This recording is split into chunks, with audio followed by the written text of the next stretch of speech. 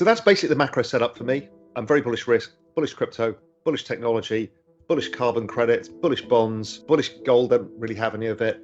Starting to wait for things like copper because we've got some secular backdrops. I like secular trends. Tend to trade the cyclical stuff anymore. I find it a bit boring, and I don't think it's very easy to make money consistently over time. I like a secular trend, and when, for example, when you look at the technology stock, take the Nasdaq.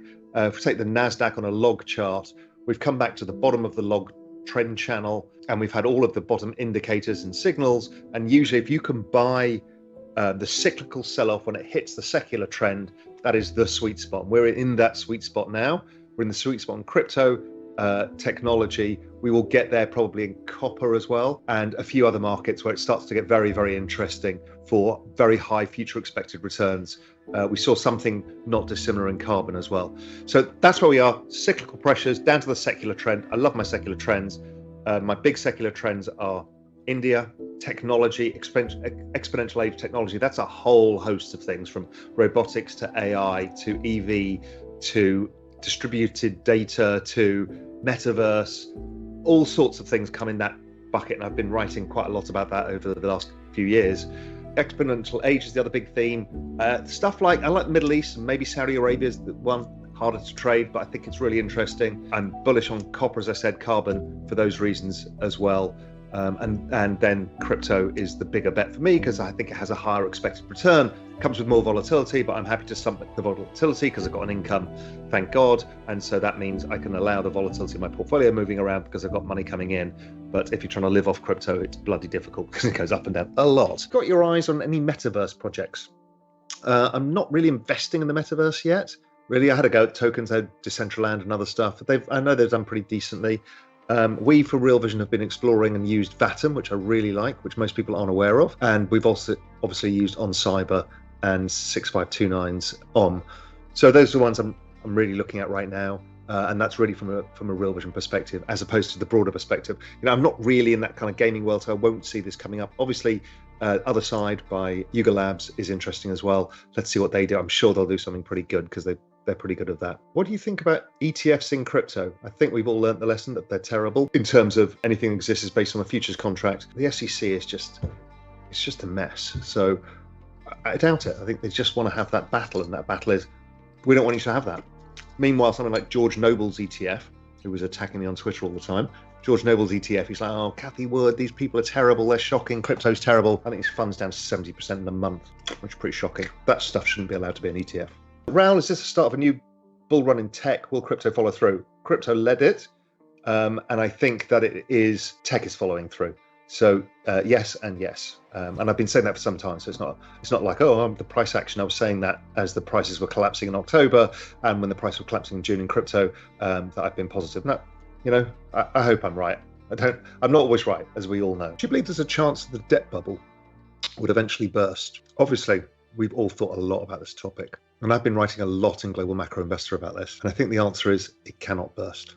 A, they can't allow it to because it's too catastrophic. But B, quantitative easing means that they'll never burst. So the government can just endlessly finance itself, print more money, and they can endlessly print more money to make sure that the value of assets, the collateral of the system, goes up, and therefore nobody's insolvent. We saw that in 2020. And I think that was the big signal for me, is they can't allow the insolvency. Remember, I had that insolvency phase idea? Well, that never happened. And what stopped it is the Fed came in and said, no, sorry, your collateral's not going to go to zero. And so don't forget, we've got this massive pension system, and the liabilities there are a huge problem as well. So they just can't allow it to happen. So I do not think the debt system bursts. I think it dies in different ways. I actually think it dies from, over time, I think they have to get GDP growth above debt growth.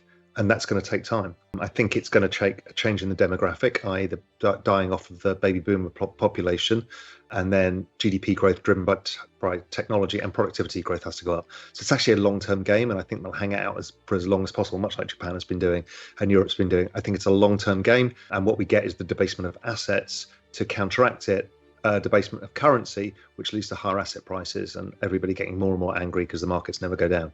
So I actually think that is how the world works now. And I know people don't want to believe it.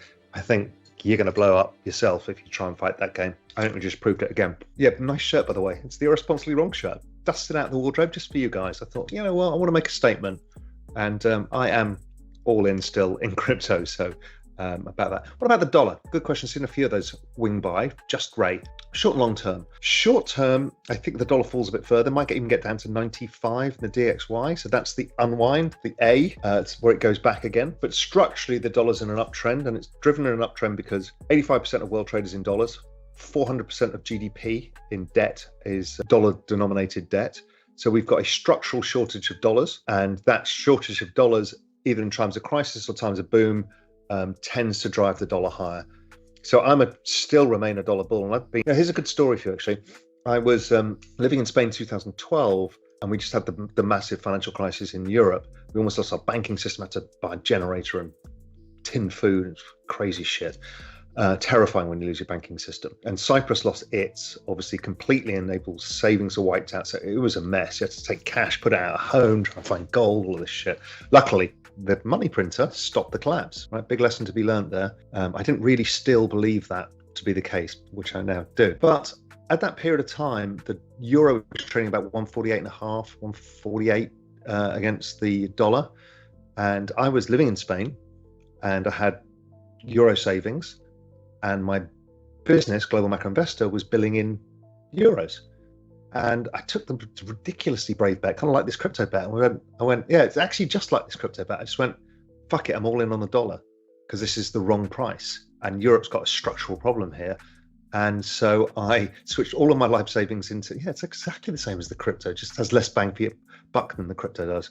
So I switched 100% of my life savings into dollars, then changed the billing for Global Macro Investor into dollars. And then I went and bought 2 properties, one in Cayman Islands and one in Miami, because that would stop me trading out of my position, which is what I've done with crypto. Like I started this exponential age fund of hedge funds. So you get locked up for 3 years and stuff like that, ways that you don't outguess yourself, because you'll get these 2-3 year rallies and then it falls away. And we saw huge moves up and down, but that bet's been the gift that keeps on giving. And it also reminded me, another nice story about that trade is I was thinking through this mechanism of asset allocation in that kind of very big global macro terms, right? I want dollars. How do I hold dollars? Well, I can buy bonds, I can buy equities, I could buy assets, real estate, art, stuff like that. Stuff priced in dollars. So what you're doing is you put it in dollars, you're now in that currency, and your base currency is that. So then if you buy real estate on top, and real estate goes up 50%, so you get the dollar appreciation plus the 50% or multiplied by the 50%. So it gives you super leverage on your dollar position, but you're still in your dollar trade. And I hadn't really figured this out properly, what it actually means. Now, I could have chosen stocks, but I didn't want to take that risk. And I did have some bonds at various points. And so I would take the interest on that. Bonds went up and the dollar went up. So I made a really decent return from doing all of this trade. And recently I realized that this is the same trade I'm doing in crypto. So if you look over there, you see my NFT, there's my Bored Ape and Punk and all that stuff. They sit on ETH. So you make an allocation to ETH, that's the economy I want to allocate to.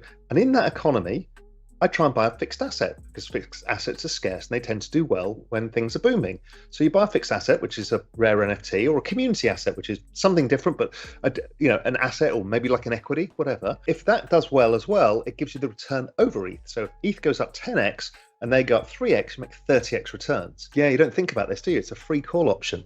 Real estate is essentially a free call option on a foreign bet. So NFTs are a free call option. Free meaning, now, if you buy a shitty NFT and you lose money, that is your fault. If I buy a shitty NFT and lose money, that's probably your fault as well. Let's just get that straight. No, but generally speaking, you buy good assets, their volatility is less. So that Bored Ape has been stuck at not this particular one, but the floor price has been stuck at 65 ETH for a year and a half. So it's pretty stable. So what's the downside? Well, in the panic in June, they went down maybe to 55 or something. So the downside's about 55. What's the upside? Well, it's been as high as 3x this. These are great call options to own, and I still have my ETH bet. So even if my NFT goes to 0, I've lost a bit of that, the call premium, but the ETH is still there. It's really interesting. They obviously compound on the downside too. So when you've got a down market, your NFT falls in price and the bloody ETH goes down. Anyway, so that's the story of the dollar, and I'm still bullish dollars for the same reason, and I won't change that view for a bit.